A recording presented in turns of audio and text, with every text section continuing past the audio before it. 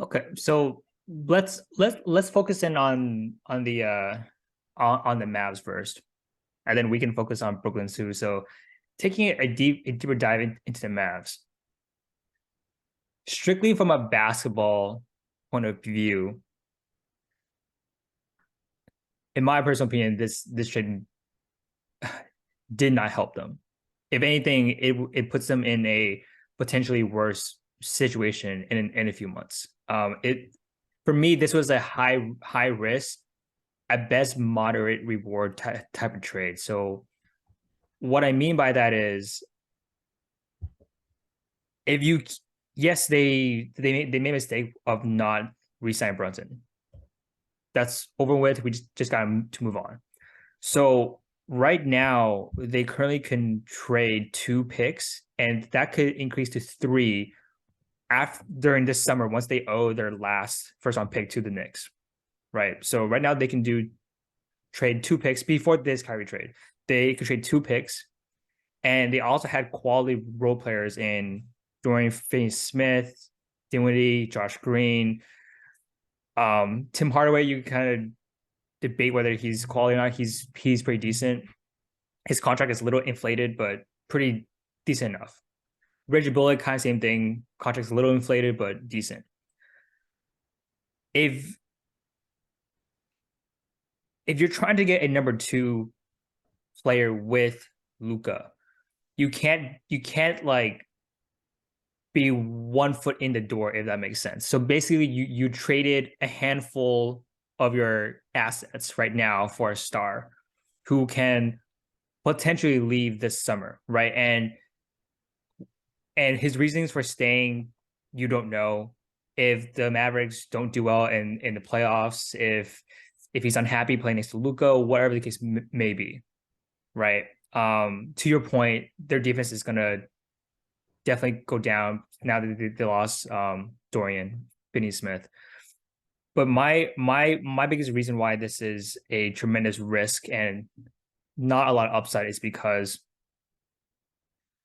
you gave up a few of your assets, right? And you didn't have a tremendous number of them in the first place, relatively compared to, like, Utah, to the Suns, to the Grizzlies, to the Warriors, right? The other folks that you are competing against in the West. So you gave away a few of your assets. If he leaves during the summer, yes, you will have some cap space because um Kyrie, Christian Wood, I believe Dwight Powell, and a few other folks, they are off your cap sheet for this upcoming summer. And they have a lot of other non guaranteed contracts for 2024 that they can maneuver, and they will have room for a max player, right? Now, that's all well and good, but this free agency class is not good. Like, when you take a look at the free agency players that are available, Westbrook, Harden, Van Vliet's not bad, Middleton, Kyrie, Draymond, Vucevic. There's not that one, like, player that is like a definitive co-star that you could sign for a 4 to 5 year contract. And even if there was one, Dallas has not landed a star player in free agency in years, right? They've always built through the draft, and they always built through trades, even during the Dirk years, right? So that cap space, what can you do with it? Like, even if you got like the best one, even if you got like Fred VanVleet during this upcoming summer, if Kyrie leaves, that's all well and good, but you lost Dinwiddie, you lost Dorian Finney-Smith, so you're actually taking a step back regardless, right? Because Fred VanVleet, Jalen Brunson, they're about the same, right? But now you have a lesser version of your team that you had last year as well. And even if Kyrie resigns, he's going to take up the rest of your cap space. So this is going to be your team, right? And you're already in the bottom 6 in defense. Without Dorian Finney-Smith, that's just going to drop. Yes, your offense is going to get better, but it it's not a good thing when your top, let's say 4 players are all, they can be targeted on offense. So Luka, Kyrie, Christian Wood, Tim Hardaway, these players, teams target these players on offense, right? So for me, I get the rationale behind Dallas. I don't agree with them giving up the amount of assets that they gave up, because I feel like they had one shot. Like this upcoming summer, like let's say that the Mavericks pre Kyrie trade, they would lose in the first round. This upcoming summer, they have all their role players. They have 3 first round picks that they can trade. They have their pick swaps. That's a situation where you can definitely utilize all that to get a secondary star, right? But now you're in a position where you could potentially lose out on Kyrie leaving, and then you now don't have the assets to do a trade, right? So, in my personal opinion, this trade for Dallas was a high risk and at best moderate reward, personally. Well, I mean, I have a different opinion, and here's the reason why. You kind of mentioned earlier, where it's like Dallas can't really sign star players for whatever reason. I mean, Mark Cuban is in his job trying to pitch Dallas, the Mavericks, to many stars in the past during free agency period, and for whatever reason, no one has agreed. They were close to getting DeAndre Jordan, but didn't quite work out. So, I think this is the only way that they're able to really acquire a superstar. And I know what you mentioned, it's essentially a tremendous risk, but at the same time, what if you don't make a move and the Mavericks are just mediocre, and will Lucas stay? That's the thing. You kind of have to roll the dice to try to keep him happy, because even though like he might not get the result he wants, I think from an organizational standpoint, showing that you're at least trying to improve the situation, I think would mean a lot to a player, as opposed to staying stagnant. Because obviously the team, the way it was currently constructed, isn't quite working out, and so they need to shake things up one way or another. Maybe Kyrie may or may not have been the right choice. We're gonna have to see, since he hasn't played for the Mavericks yet. But I think ultimately, that's a risk that Dallas needs to take, since they are typically unable to acquire a star in free agency. So even if they had cap space, as you mentioned, right, they might not be able to sign a player. So their only option, in a way, is to trade for one. It kind of reminds me of when they traded for Rajon Rondo many years ago, when he played for, like, I don't know, half the season. Well, obviously, it didn't quite pan out, but I think to Cuban's credit and the management's credit, they at least tried to improve the situation and build another contender. Yeah, so I agree with you that Dallas needs to make trades and or use a draft to contend, because they're not a great destination. But if you are going to go for a star, I feel like you have to jump with both feet into the deep end, right? Like you have to go all in, right? Because by going halfway, more or less, with trading some of your assets, if that backfires on you, you don't have the assets to trade for another star. You have the assets to trade for a really good role player, basically, right? So, that's I would understand this if Kyrie had another year on his contract, right?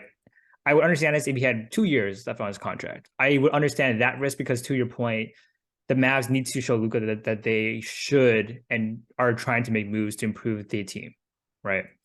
But to offer up almost half your assets for a guy that you only have for, maybe a few months at best, potentially not any longer, right? Now you leave yourself in a position where you lose half of your assets. You have cap space. You don't know who you can get, because the free agency class is not strong, and you no longer have strong role players around Luka, right? Like your second best player is probably Tim Hardaway now, right? After Kyrie, if he leaves, right? So if he stays, if Kyrie stays, how do you improve the team besides the mid-level exception? Because if he stays, that's basically all the cap space. He's going to use up the rest of the cap space, right? So you're basically handcuffed. So this is going to be your team moving forward, right? So I this is why going halfway in, it doesn't make sense, because you have to kind of go all in for something that you know is going to last at least a year, if not 2 years. But I mean, who knows, right? Maybe Josh Green will get more playing time. Maybe he will improve. Maybe when Maxi Kleber gets back from injury, he can improve their like defense.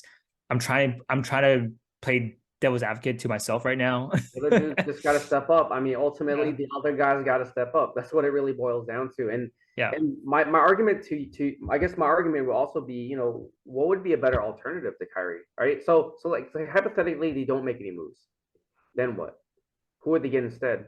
How do you even like improve this team? I mean, sure, you can trade Dinwiddie, you can trade Dorian Finney-Smith, maybe you trade Hardaway. Who would you get in return that would be of Kyrie's caliber or even close to Kyrie's caliber? Yeah, you probably won't get someone close to Kyrie's caliber. But this upcoming summer, right? There will be stars or all-star level players that are going to want out potentially, right? We already know about DeAndre Ayton. We know about Zach LaVine. Although unlikely, Beal has been thrown out there for years, right? So there are players that are up for grabs, right? So, and again, and also depending on what happens with the Celtics, Jaylen Brown is going to be on expiring next year, right? So, and I say that because while this summer in terms of free agency, there's not someone to the caliber of Kyrie. For Dallas, you don't have the assets compared to your rivals in the West, such as Phoenix, such as the Grizzlies, to a lesser extent, such as the Warriors. Right now, you don't have those assets. You have half of what everyone else has. So if and when a new disgruntled star comes up this summer, you almost take yourself out of you take yourself out of the potential bidders for that start. And we talked about like last week, the Raptors have a bunch of really good players that could potentially be on the move, right? Now, if you're Dallas, you took yourself out of that because you don't have the assets to get any of those players anymore. Maybe Gary Trent at best, but you don't have the assets to get Siakam or like OG or so on and so forth, right? So, that's why like I agree that getting Kyrie, you're not gonna get a better player in the market right now. I agree with that, but I just felt as though like they shouldn't have used a few of their assets to get a player that they may only have for a few months, unless Kyrie signs an extension like tomorrow. Then I retract everything that I just said. Right. And Dallas is just rolling the dice. They're just a gambling team, and I gotta respect it. That's just at the end of the day, that's a gamble. It may or may not work out, but if you don't make any moves, Luka is probably going to leave. So ultimately, that's the biggest thing for me, and that's why I felt like this was a good move for him. Yeah, I mean, the one kind of silver lining in all of this is that the West is wide open, right? Like Dallas is not gonna go to the finals. Like they are nowhere near the level of the Nuggets or to a lesser extent the Grizzlies, but everyone else is a question mark, right? So do I think they could win 3 or 4 playoff series with the team they have? No.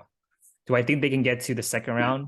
Maybe the conference finals if they get lucky with a sprained ankle here, a lucky shot here, sure, right?